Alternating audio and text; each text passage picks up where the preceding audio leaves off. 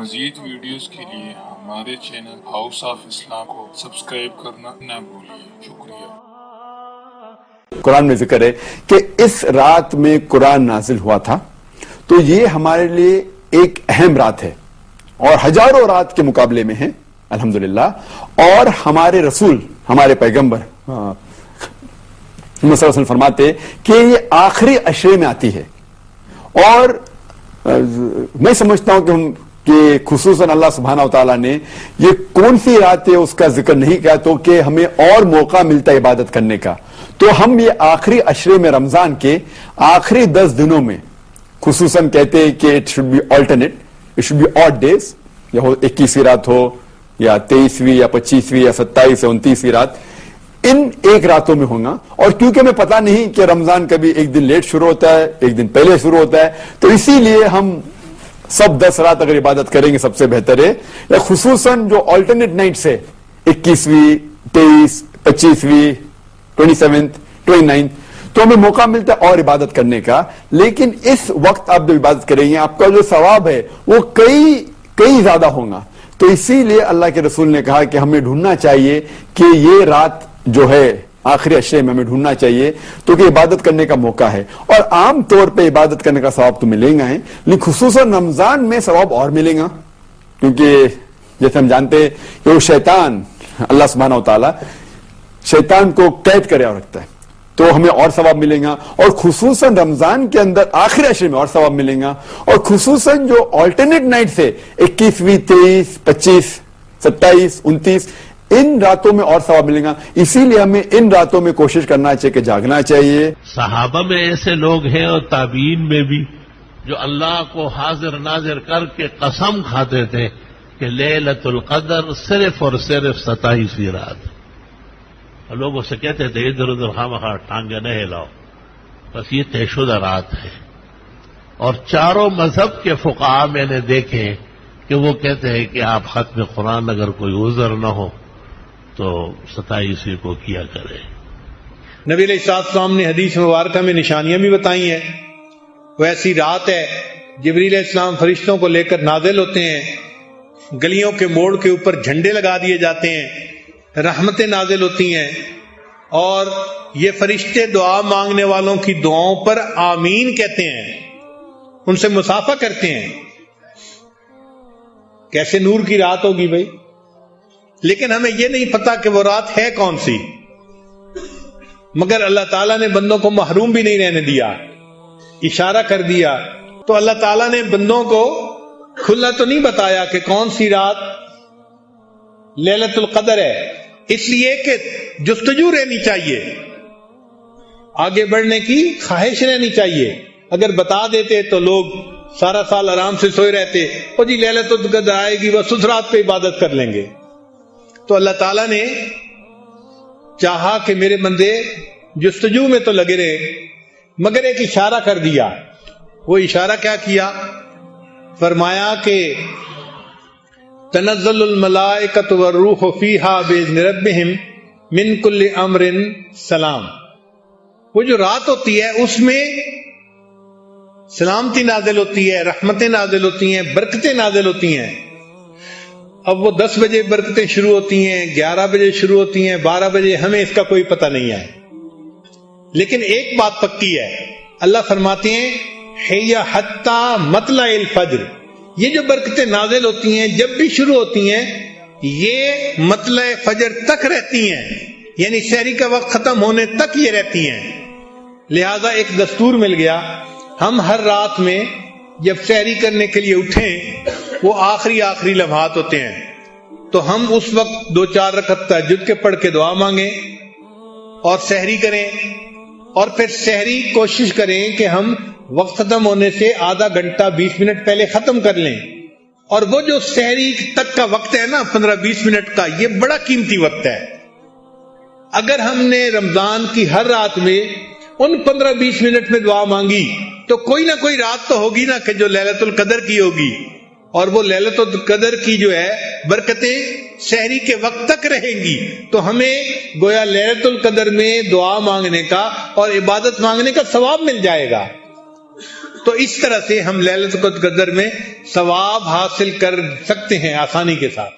مختلف بزرگوں سے مختلف اس کی چیزیں منقول ہیں، اور حسن بصری رحمت اللہ علیہ کہتے تھے کہ 17ویں رات بدر والی رات لیلۃ القدر ہے، اور وہ کہتے تھے اللہ نے فرمایا ہے کہ ہم نے قرآن کو نازل کیا، اور دوسری جگہ فرمایا ہے کہ وہ رات جس میں ہم نے فیصلہ کر دیا تھا مسلمانوں کے غلبے کا، تو وہ کہتے ہیں کہ وہ وہی رات تھی جو فیصلے والی رات تھی، یعنی 17ویں رات۔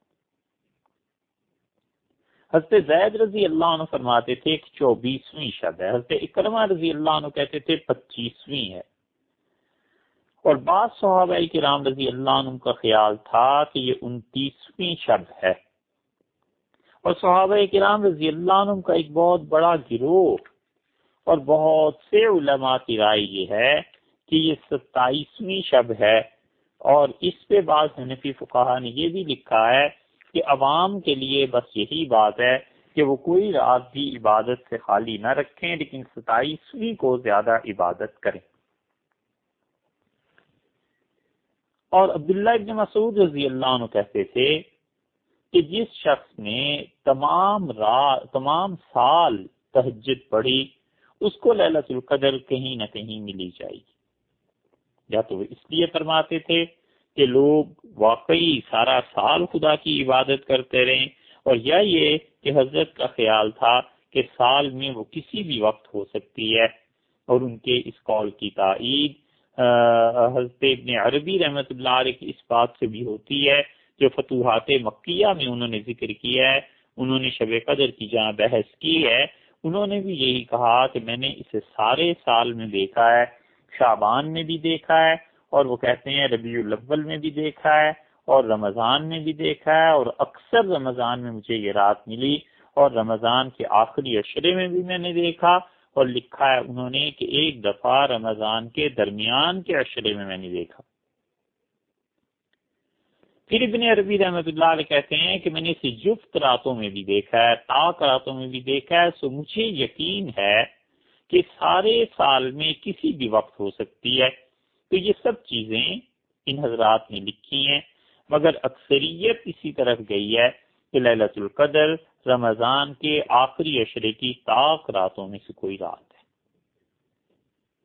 اور رسول اللہ صلی اللہ علیہ وسلم نے اس کی ایک علامت بھی بتائی، اور یہ ارشاد فرمایا کہ اس کے بعد جو سورج طلوع ہوتا ہے صبح، وہ بغیر شعاع کے طلوع ہوتا ہے، ایسے جیسے سمجھ لیجئے ایک تھال جیسے ہوتا ہے، جیسے پلیٹ ہوتی ہے، جیسے پرچ ہوتی ہے، کوئی بھی ایسی چیز، بس اس طرح تشت ہوتا ہے جیسے، ایسے سورج طلوع ہوتا ہے۔ تو ارشاد فرمایا رسول اللہ صلی اللہ علیہ وسلم نے، اور یہ مسلم کی روایت میں آتا ہے، حضرت ابی بن کعب رضی اللہ عنہ اس حدیث کے راوی ہیں، اور غالباً حضرت عبادہ رضی اللہ عنہ کی روایت بھی ایسی ہے، بہرحال مسلم میں یہ روایت ہے۔ انسان اس کی نشانیوں کو جاننا چاہے، سمجھنے کے لیے شوق ہوتا ہے انسان کو، تو کن نشانیوں سے پہچانے کہ لیلۃ القدر کی فلاں رات تھی؟ شیخ محمد بن صالح العثیمین رحمہ اللہ تعالی روایات کو جمع کرنے کے بعد چند نشانیوں کا تذکرہ کرتے ہیں۔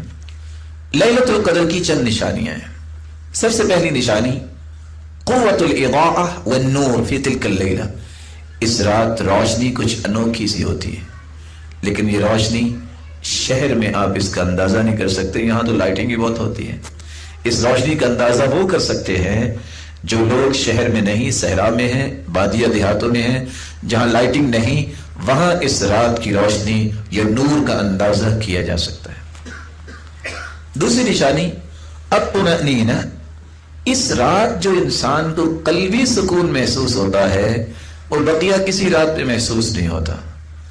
انشراح الصدر، شرح صدر انسان کا دل کس طرح خوشی کے ساتھ مسرور ہوتا ہے، کس طرح دل کا سکون انسان کو ملتا ہے جب وہ اس رات کی عبادت کرتا ہے، اور انسان طمأنینت اپنے دل میں محسوس کرتا ہے جو بقیہ راتوں میں محسوس نہیں کرتا۔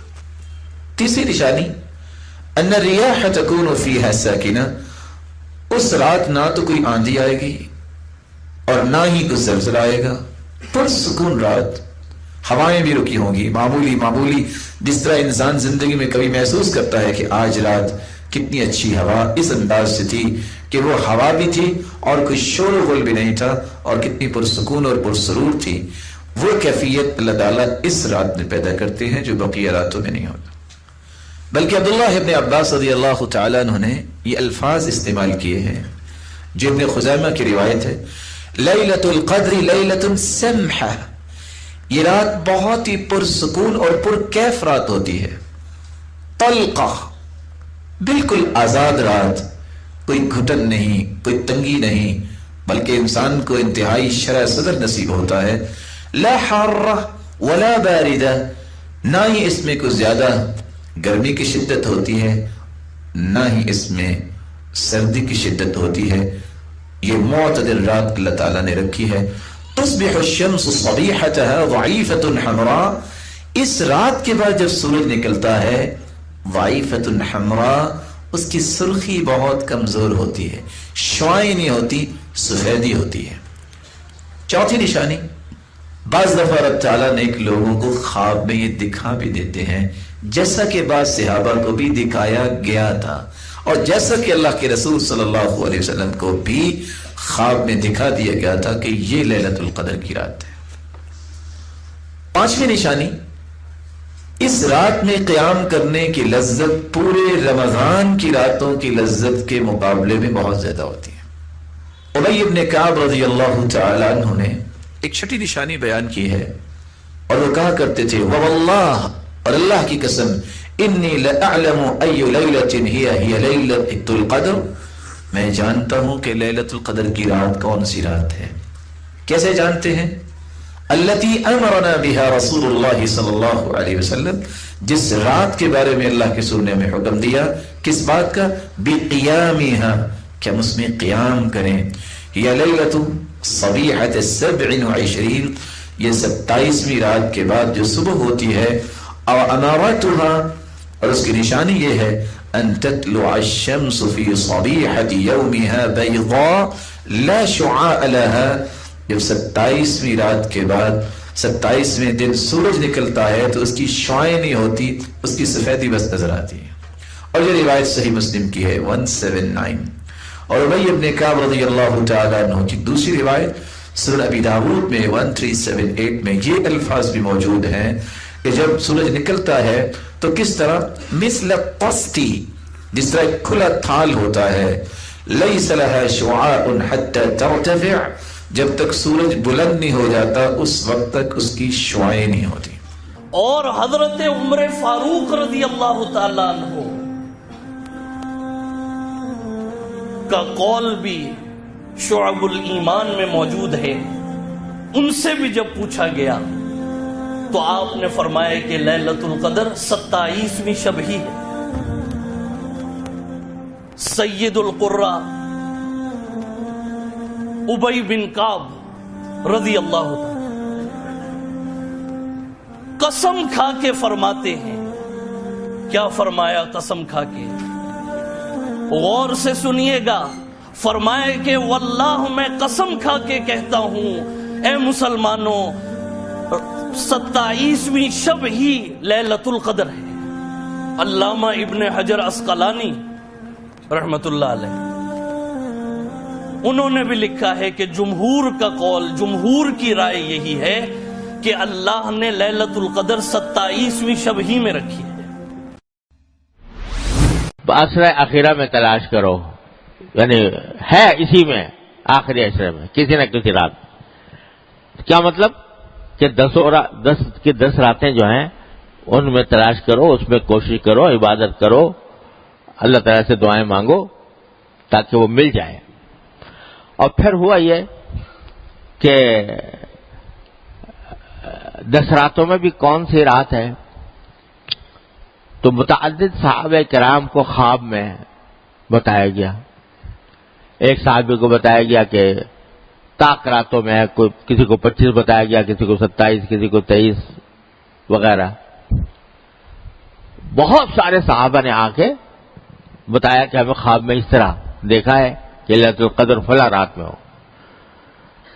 تو رسول کریم صلی اللہ علیہ وسلم نے خطبہ دیا اور اس میں فرمایا کہ میں نے دیکھا ہے کہ صحابہ کرام کے خواب سب کے سب ایک بات پر متفق ہیں، وہ یہ کہ طاق راتوں میں ہے، طاق راتوں میں ہے، سب کے خواب اسی پر متفق ہو گئے. اور مجھے بھی اللہ تبارک و تعالیٰ نے یہ علم عطا فرما دیا کہ طاق راتوں میں، لہذا اب تم طاق راتوں میں شمار کرو، وہ تلاش کرو، 21، 25، 23، 25، 27، 29 اس میں تلاش کرو. خواب کی وجہ سے نہیں، یاد رکھو خواب کوئی شریعت میں حجت نہیں ہوتا، خواب سے کوئی شرعی مسئلہ ثابت نہیں ہوتا. اور جو لوگ خوابوں کی اور کشف کی بنیاد پر کوئی فیصلے کرتے ہیں وہ دھوکہ دیتے ہیں. حقیقت میں اس کے اوپر کوئی حجت، کوئی شریعت کا فیصلہ دار و مدار اس کا خواب پر کشف پر نہیں ہوا کرتا. لیکن رسول کریم صلی اللہ علیہ وسلم جب تصدیق فرما دی کہ ہاں وہ یہ ہوگی شب قدر، کائے میں ہوگی؟ طاق راتوں میں. اور پھر رسول کریم صلی اللہ علیہ وسلم نے اپنا خواب بیان فرمایا. صحابہ کرام کا خواب تو حجت نہیں تھا، لیکن نبی کا خواب حجت ہوتا ہے. اپنا خواب بیان فرمایا کہ میں نے خواب میں یہ دیکھا ہے، مجھے بتایا گیا ہے کہ جس رات شب قدر آئے گی اس سال، یعنی اس سال جس سال آپ یہ بات کر رہے ہیں، جس رات شب قدر آئے گی اس وقت اے میرے پیغمبر صلی اللہ علیہ وسلم، تم اس روز پانی اور کیچڑ میں سجدہ کرو گے. یہ صبح آپ نے اعلان فرمایا کہ جس رات شب قدر ہوگی اس رات تم پانی اور کیچڑ میں سجدہ کرو گے. کیا مانا؟ بارش ہوگی، کیچڑ ہو جائے گا مسجد کے اندر اور تم اس میں سجدہ کر رہے ہوگے.